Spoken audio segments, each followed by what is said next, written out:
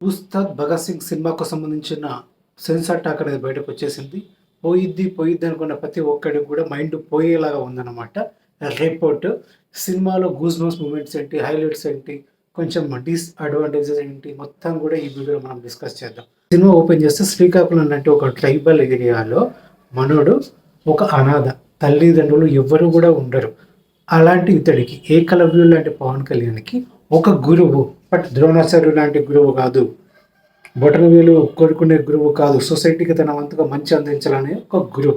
Tribal ఏరియాలో పిల్లలంతా కూడా వేట ఆట అని చెప్పేసి సాగుతూ ఉంటారు కదా, అలాంటి ప్లేస్లో పవన్ కళ్యాణ్ చేరదీస్తాడు, విద్యా బుద్ధులు నేర్పిస్తాడు. అక్కడే స్వాతంత్ర సమర సంగ్రామ యోధుల గురించి, ముఖ్యంగా భగత్ సింగ్ జీవితం గురించి చెప్తాడన్నమాట. అంటే అసలు ఏమాత్రం స్వార్థం కూడా లేకుండా మొత్తం సొసైటీకి అంకితం అవ్వడం ఎలా, 21 ఏళ్ళకి ప్రాణాలు అర్పించాడంటే ఒక నవ్వ యువకుడు దేశం కోసం, కొంతమంది ముసలిలా కాకుండా, దాన్ని గట్స్ అంటారు, జిగర్ అంటారు దాన్ని. అది ఉండాలి సొసైటీకి. అస్సలు దేని లెక్క చేయకుండా డబ్బును వీటిని దానం చేయడం పెద్ద విషయం కాదు, ప్రాణాలని త్యాగం చేయడం అనేది పెద్ద విషయం. సో అలాంటి స్పిరిట్తో పెరుగుతాడనమాట ఎవరు, ఉస్తాద్ భగత్ సింగ్. ఓకే, సో పెరిగిన తర్వాత బాగా విద్యాబుద్ధులు నేర్చుకున్న తర్వాత పోలీస్ అవుతాడు. ఇంకా మీకు తెలిసిందే కదా, పాత బస్సు ఏరియా అని చెప్పేసి అంటే మామూలుగా అసలే పడదు, ముస్లింలకు హిందువులకు పడదా గొడవలు ఒక సైడ్ జరుగుతూ ఉంటాయి. ఇక్కడ మనోడు చిన్న చిత్తక లీడర్స్ని, అక్కడ చిన్న చిత్తక రౌడీ ముక్కల్ని రెండు వైపుల నుంచి కొంచెం తన స్టైల్లో తను డీల్ చేస్తూ ఉంటాడు, తన స్వాగ్, తన మేనరిజమ్స్తో. బస్సింగ్లో కబడ్డీ ఎపిసోడ్ మీకు గుర్తుంది కదా, అలాంటి సీక్వెన్సెస్ జరుగుతూ ఉంటాయి అన్నమాట. ఎక్కడ కూడా సినిమా ఆగదు, అలా సాగిపోతూ ఉంటుంది. ఇక్కడే స్టూడెంట్ అయిన శ్రీలీలతో మంచి రొమాంటిక్ ట్రాక్ కూడా నడుస్తూ ఉంటుంది. పడిపోద్ది ఆబ్వియస్లీ. మన ఉస్తాద్ భగత్ సింగ్ని చూస్తే ఎవరైనా పడిపోవాల్సిందే, శ్రీలీల ఏంటి దాని అమ్మ కూడా పడిపోవాల్సిందే, అది పడిపోద్ది. ఇంకోవైపు జర్నలిస్టు ఎవరు, ఈ పిల్ల బాగుంటుంది కదా రాశి కన్నా, ఈ పిల్ల కూడా పడిపోద్ది అనమాట. మామూలు ఇంటర్వ్యూలు చేస్తూ ఉంటారు కదా జర్నలిస్టులు అన్నప్పుడు, మీరు ఇంత గట్సీగా ఇలా ఫేస్ చేస్తున్నారు, ఆ గుడుంబ బట్టీలు ఎలా బగల కొట్టారు, ఆ లీడర్ని ఎలా అరెస్ట్ చేశారు, ఇలాంటి చిన్న చిన్న కబ్జాలు అక్కడ నడుస్తూ ఉంటాయి కదా, ఆ కబ్జాలని కూడా దగ్గరుండి మరి ఖాళీ చేస్తూ పేదవాళ్ళ పక్షాన ఉంటాడు అనమాట పవర్ స్టార్. అందరూ గొప్పగా చెప్పుకుంటున్న ఇంటర్వెల్ బ్లాక్ ఉంది కదా ఉస్తాద్ భగత్ సింగ్లో, అది ఏంటి అని చెప్పేసి అంటే, అస్తోష్రాన పవన్ కళ్యాణ్ ఆగడాలు ఎక్కువైపోతున్నాయి. ఆగడాలు మీన్స్ తన ప్రతి దానిలో అడ్డుపడుతున్నాడు కాబట్టి అతనికి చెక్ పెట్టడం కోసం స్కూల్ పిల్లల్ని కిడ్నాప్ చేసేసి తీసుకెళ్ళి తన ప్రజెన్స్లో పెట్టుకుంటూ ఉంటాడు. అంటే ఒక పాత బస్తీలో ఒక ముస్లిం లీడరు తన ఏరియాలో ఇటు చూసిన వందల కొద్దీ తన సైన్యం, ప్రైవేట్ సైన్యం, కత్తులు, కటార్లు, తుపాకులు ఇవన్నీ పట్టుకుని ఉంటాడనమాట. అక్కడ ఒక రాజకోట, ఒక అంతఃపురం అనుకోండి అతను, అంటే అంతఃపురం మీన్స్ అలాంటి అంత సెక్యూర్డ్గా ఉండే ప్లేస్లో అస్తోస్రాన దాక్కుని ఉంటాడు. పక్కన ఎంతమంది, మొత్తం స్కూల్ పిల్లలంతా కూడా అక్కడ ఉంటాడనమాట. సో తన తమ్ముడిని అరెస్ట్ చేస్తాడు కాబట్టి తమ్ముడిని ఈ టైం లోపల విడుదల చేయకపోతే కనుక ఈ మొత్తం ఆల్మోస్ట్ ఒక 40 to 50 కిడ్స్ని సజీవ దహనం చేస్తాను, అప్పుడు నన్ను ఎవడేం పీకుతాడో చూస్తాను అని చెప్పేసి ఓపెన్ ఛాలెంజ్ విసురుతాడు. అప్పుడు పవర్ స్టార్ దాన్ని స్వీకరిస్తాడు.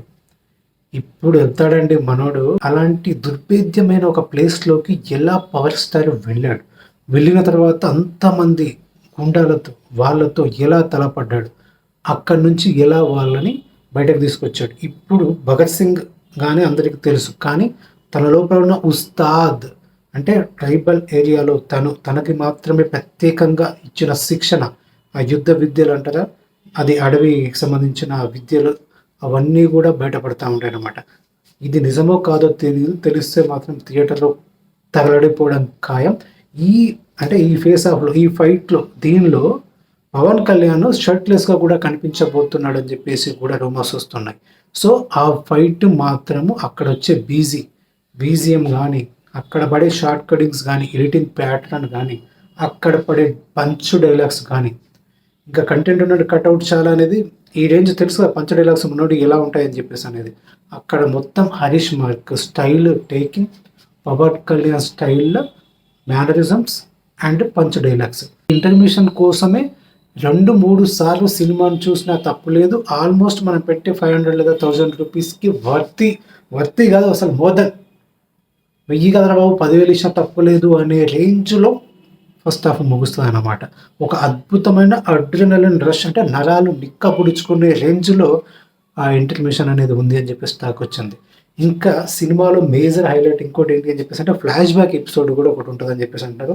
ఆ ఫ్లాష్ బ్యాక్లో వచ్చే ఎమోషనల్ కంటెంట్ కూడా ఫ్యామిలీ ప్రేక్షకులు మాత్రమే కాదు, మాస్ ప్రేక్షకుల్ని కూడా ఆకట్టుకునేలాగా అది ఎంతో అద్భుతంగా సెంటిమెంటల్గా ఉండబోతుంది. అంటే ఇంకా క్లైమాక్స్లో ఒక 3 minutes పాటు ఆగకుండా చెప్పే డైలాగ్స్ ఏంటి అని చెప్పేసి అంటే సమైక్యత, అంటే 2 జాతుల మధ్య కానీ, 2 మతాల మధ్యన కానీ, 2 ప్రాంతాల మధ్యన కానీ ఎందుకు సమగ్రత ఉండాలి, ఎందుకు మనిషి అనేవాడు కలిసి ఉండాలి, ఈ వేర్పాటు రాజకీయాలు అనేవి ఎప్పుడు ఉంటూనే ఉంటాయి, ఎందుకు మనిషి మనిషిగా ఉండాలి, మనిషిలాగా కలిసి ఉండాలి, మనుషులంతా కూడా ఒక్కటై ఉండాలి అని చెప్పేసి ఒక లెంతీ డైలాగ్ నాన్ స్టాప్గా చెప్తారంట పవన్ కళ్యాణ్. దానికి ఖచ్చితంగా క్లాప్స్, విజిల్స్ పడడం ఖాయం, బయటకు వచ్చాక ఫ్యాన్స్ త్వరలు కొట్టడానికి ఖాయం. అసలు ఒక రేంజ్ హైలో క్లైమాక్స్ కూడా ముగించబోతున్నారు. అక్కడ కూడా మాస్ ఎలిమెంట్స్, మాస్ ఫైట్స్ అన్నీ ఉంటాయి.